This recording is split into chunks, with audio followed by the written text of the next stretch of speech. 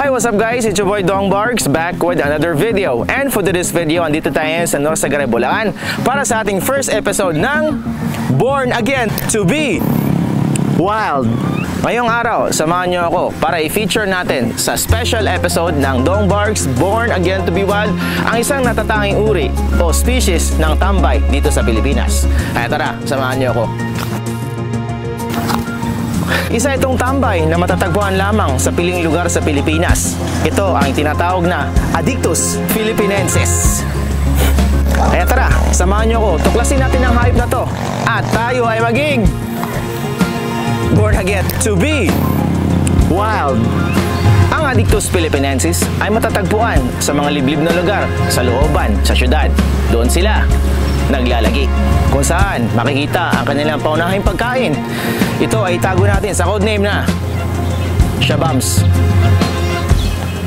Ang kanilang natural habitat ay ang kanto, na kung saan matatagpuan ang sari-sari store. Doon sila nagpapalitan ng mga kuro-kuro nila, ang mga balita sa lugar nila sa barangay na mula ng mga kwenta. Kaya tara, tingnan natin ang example ng isang tambay, ang Adyctus philippinensis. Sarap tumambay. Tagal lang source Uy, madubi-dubidyohan. At kadalasan, ang mga Adyctus philippinensis ay nahihirapang lunukin ang kanilang mga pagkain. Ang mga hayop na to ay nakakaranas na pag-lock na kanilang mga panga.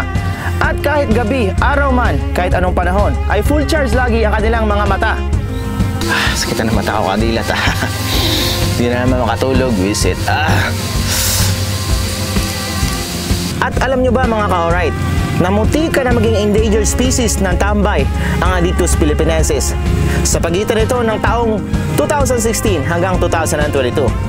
Ito ay dahil nagkaroon sila ng predator na itago natin sa pangalang Rodrigo Duterte.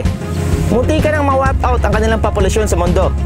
Ayon sa ating research, nabulabog ang kanilang mga lungga at napilitan silang lumipat sa probinsya. Ito ang tinatawag na The Great Migration. At simula noon ay nagbago na ang kanilang pangangatawan. Ang dating lubog ng pisngi, ngayon ay taba na.